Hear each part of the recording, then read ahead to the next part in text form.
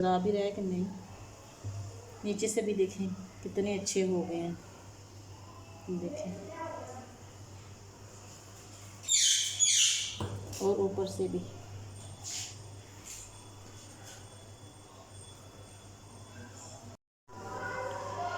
आप ये देख रहे हैं कि मेरे पाँव माशाल्लाह से कितने साफ़ सुथरे हुए हैं। तो आप सोच रहे होंगे कि ये कैसे किए हैं, तो आइए देखते हैं वीडियो। और अगर आप चाहते हैं कि आप भी ऐसे अपने पाँव को चमका सकें तो आप मेरी वीडियो जो है वो एंड तक ज़रूर वॉच कीजिएगा। इंशाल्लाह आपको इससे बहुत अच्छा फ़ायदा होगा। मेरे पाँव बहुत ख़राब थे, आज माशाल्लाह से बहुत अच्छा। अस्सलाम वालेकुम फ्रेंड, आप सब कैसे हैं? उम्मीद है कि आप बिल्कुल खैरियत से होंगे और शुक्र है मैं भी खैरियत से हूँ। और आप देख रहे हैं कशिश ब्यूटी टिप्स। आज मैं आपको हाथ और पैरों की सफाई के मतलब बहुत ही अच्छी ब्यूटी टिप्स दे रही हूँ। इंशाल्लाह आपको इससे बहुत फ़र्क पड़ेगा और फ़ायदा होगा। आपके पाँव और पैर ऐसे हो जाएंगे जैसे चमकते हुए। ये इसमें सबसे पहले जो हम चीज़ यूज़ करेंगे पानी है।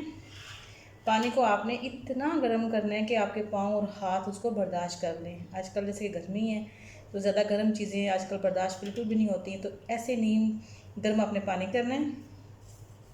और उसके अंदर आपने सबसे पहले डालना है नमक। ये जो नमक है ना, ये आपके पैरों को बहुत ही रिलैक्सेशन एक देगा, एक बहुत ही आरामदेह आपको फील होगा इससे। और आपके पाँव पे जो भी गंदी डस्ट मैल जो भी है वो सब रिमूव हो जाएगी। सबसे पहले आप इसमें ये डालेंगे नमक, और उसके बाद आपने इसमें शैम्पू डालना है। कोई भी शैम्पू ले लें आप, तो इसमें थोड़ा सा शैम्पू ऐड कर दें। शैम्पू के साथ ये होगा कि जो आपके पाँव पे जो मैल जमी होती है या कुछ भी है, कुछ जरासीम है, कुछ भी है, तो वो साफ़ हो जाएंगे। शैम्पू के बाद मेरे पास टी ट्री ऑयल है। जी मैंने इस बोतल में डाल के रखा क्योंकि छोटी सी शीशी थी, वो शीशे की थी, और मैंने सोचा कि ये इसमें ना वो कतरों के सूरत में चाहिए होती है ना, ये टी ट्री ऑयल है।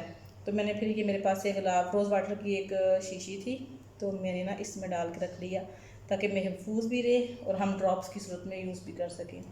और अगर आपके पास ये नहीं है तो आलमंड ऑयल जो होता है वो सबके पास होता है, बादाम का जो तेल है वो सबके पास होता है, तो आप उसमें वो भी ऐड कर सकते हैं। अगर वो नहीं है तो आप सरसों का ऑयल जो है वो भी यूज़ कर सकते हैं। ठीक है, ये मैंने देखें 1 2 3 बस इतना ही काफ़ी है। ये मैंने इसमें टी ट्री ऑयल डाल दिया।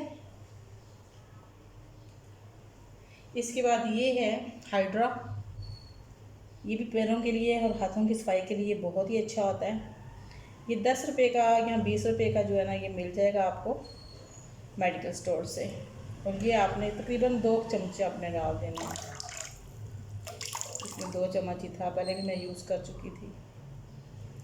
ये आपने डाल दिया। इसके बाद जो है चीज़ जाएगी वो होगा ब्लीचिंग पाउडर। आपके पास अक्सर जो ब्लीचिंग पाउडर है वो बच जाते हैं, क्योंकि जब हम क्रीम यूज़ करते हैं क्रीम थोड़ी सी होती है, ब्लीचिंग पाउडर जो है वो ज़्यादा होता है, तो इसलिए अक्सर हमारे वो बच जाते हैं। तो इसमें हम ये डालेंगे तकरीबन 1 चम्मच काफ़ी है, क्योंकि इसमें पानी है ना, तो इसलिए ज़्यादा आपको असर नहीं करेगा। और उसके बाद जो सबसे लास्ट चीज़ है वो है वाइटनिंग कैप्सूल, वो एक डाल दें।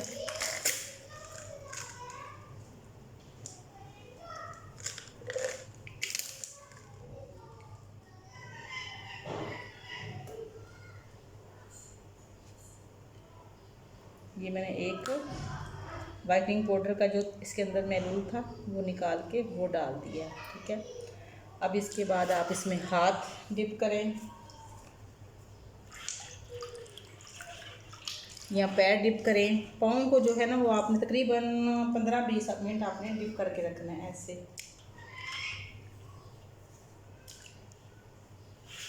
और उसके साथ साथ आप अपने हाथों को भी डिप कर सकते हैं ऐसे। पानी तकरीबन इतना गर्म हो कि आपके जो पैर हैं वो उसको आराम से बर्दाश्त कर सकें, आपको परेशानी ना हो और आपको ज़्यादा गर्म भी ना लगे, तो आप आराम से इसको कर सकें। आप यकीन करें कि ये सिंपल सा एक टोटका है जो आपको बहुत ज़्यादा आपको फ़ायदा देगा। आपके पाँव और आपके हाथ ऐसे हो जाएंगे जैसे मलाई होता है। मलाई तो जानते ही होंगे सब कि मलाई कितनी नरम होती है, बिल्कुल वैसे हो जाएंगे। और वैसे भी अक्सर हम देखते हैं तो लोगों ने क्रीमें लगा लगा के फेस का तो बेड़ा गर्क किया ही होता है, लेकिन हाथ पैरों पे कुछ भी नहीं लगाते। हाथ पाँव जो होते हैं वो उनके फेस के साथ, स्किन के साथ मैच ही नहीं कर रहे होते।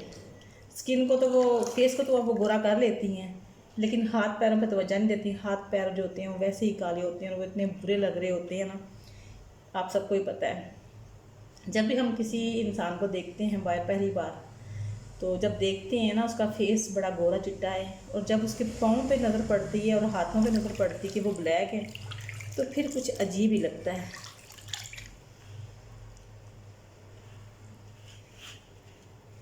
और उसके बाद आप सबके पास ऐसा ब्रश तो होता ही है घर में, जो फालतू होते हैं, जो यूज़ के बाद हम फेंक देते हैं। तो आप इसको फेंके नहीं, आप इसको रखें। और ये जो नेल होती है ना, नेल, इसमें इसके साथ थोड़ा सा साफ़ करें। इससे ये होगा कि जो नेलों पे डस्ट होती है, जो जमा होता हुआ मैल होता है, तो वो आपका निकल जाएगा। ये देखें ऐसे करके, तो आप सारे नेल्स पे ना इसको ऐसे से मलें, और जहाँ जहाँ आपका दिल करता है ब्रश के साथ भी आप मल सकते हैं इसको। इसी तरह आप जो हाथ के नेल होते हैं उनको भी आप ऐसे से मल सकते हैं, नेल्स के अंदर भी ऐसे, जो उसके अंदर जो डस्ट होता है वो भी निकल जाए। और झामे तो आप सबको पता है कि वो हर घर में होते हैं। तो उसके बाद आप झामा लें, कोई भी झामा लेके इस तरह का झामा ले लें, और उससे आपकी जो हील्स होती हैं उसके ऊपर आप ऐसे मलें।